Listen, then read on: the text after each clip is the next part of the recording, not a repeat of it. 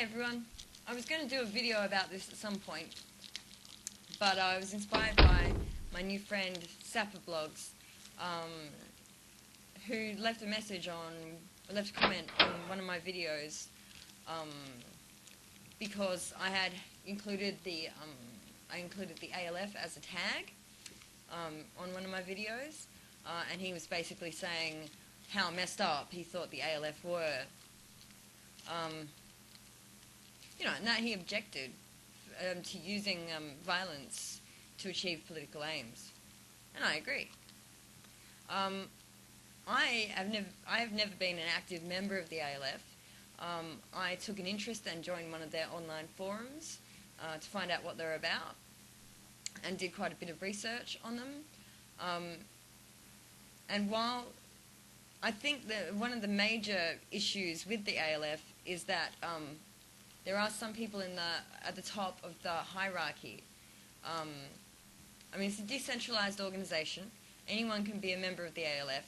You don't have to actually sign any membership forms or anything. Like, I could just go out tomorrow and rescue some chickens and say, I am the ALF, that's it, right? But there are people who the other people listen to. A lot of these people are academics or long-time activists. And some of them do behave very much like as if they were generals sending troops into war. And they use that kind of terminology as well. Battle, war, that kind of stuff. I have associated with ALF members via the internet, and I recognised a few problems with them, with the organisation the people who are affiliated with the organisation on the ground level. And one of them was that I noticed that some of the sort of people who were moderating the forum had to continually say over and over again that it was not a good idea to commit arson on buildings or bomb anything. Because basically, you don't know that no one is in the building. There could be someone in the building that you don't know is there. Plus, there could be rats and mice living in the walls and the ceilings, and spiders, and all the rest of it. You can't really fight against this carnage, that you object to, by creating more. It's not really a very good idea. But they had to keep saying it over and over, and that kind of disturbed me a bit. Also, I did notice that from talking to some of the people, that for all their vitriol, a lot of them weren't even vegan. So, there was this one guy who's talking about how he saw this dude swerve to hit some dogs on the side of the road. So he got in his ute and he chased after this guy and verbally assaulted him and scared the shit out of him. And then later on, he got his license plate number.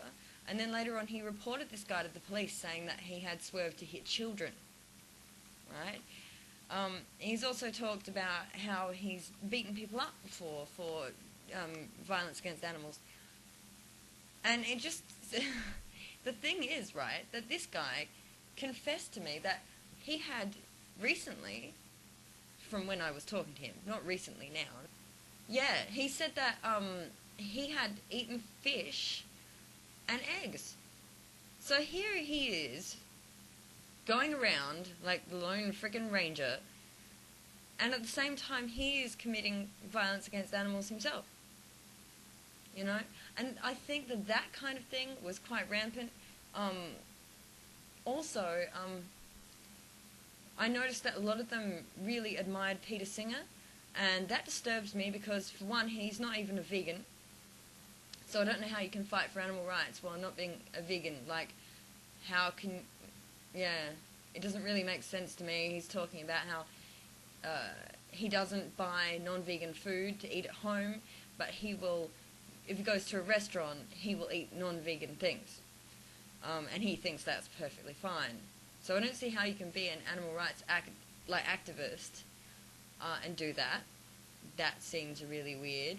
And he was saying things like how if, you get sent a salad out to you and you're at a restaurant with friends and it has cheese on it, you shouldn't send it back. You should just eat it because you should show your friends that veganism isn't extreme.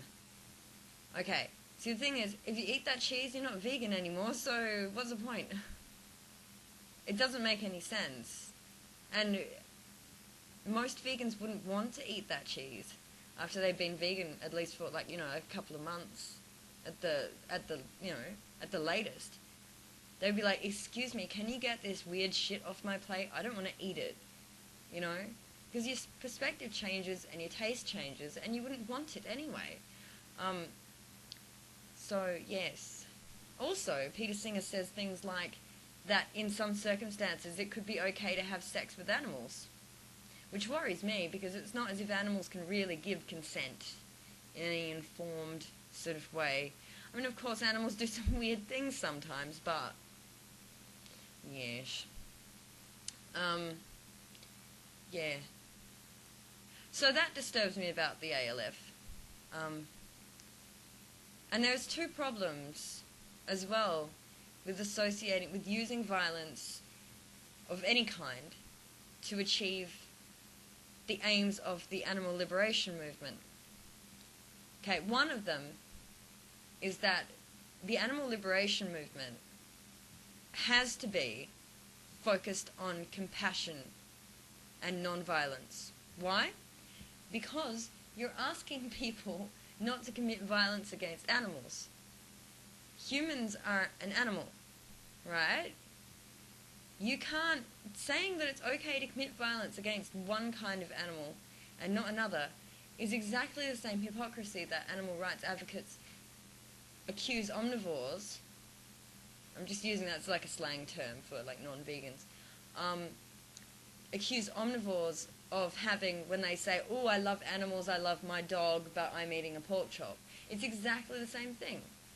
How can you teach people compassion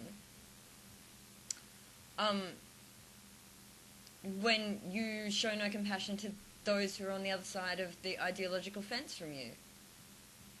You can't. It's impossible. Hate plus hate equals lots of hate. It doesn't achieve anything. And I think there are a lot of people out there who just really love fighting. They love having a cause and fighting for it. It's like, they're in a war, it's exciting, and they believe in the cause. Of course they believe in the cause. But I think people get wrapped up in getting their own satisfaction out of it, And that doesn't really do much for the animals. The other problem is, we have enough bullshit coming at us without people associating veganism with crazy, violent people. Why is anyone going to want to be a vegan if they think all vegans are these crazy, militant people? It creates like a really false perception, because that is really not what most vegans are like. Most vegans are like me, pretty much, And I really don't want... it's just bad enough already. There's like two stereotypes of vegans. One is that we're these complete wimps, right? Which I think is ridiculous, because I think that going against the status quo in this society is one of the bravest things that you can do, in any way, shape or form. It takes a lot of courage to step out there and say, this is me, this is my values, this is what I'm doing, like it or lump it. Right? Or these crazy militant people who harass scientists and bomb buildings. And I completely understand the anger. I really, really do. But I choose to focus on trying to do something constructive about the situation. And I'm all for the liberation of animals. I would do exactly the same thing if I knew there were humans in that situation being held and tortured. If I had a way of getting in, I'm not built for liberation missions. Otherwise, I might be doing it. I'm just not built for it. But so that's fine with me.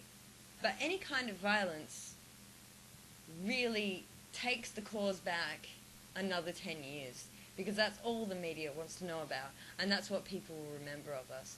So I just really want you to think about that before you start flaming people in their pages or any other kind of violent action that you might undertake. Just think about the effect it might have on the cause, because, yeah, it's not going to be positive. So anyway, I hope that made sense, and I'll speak to you soon.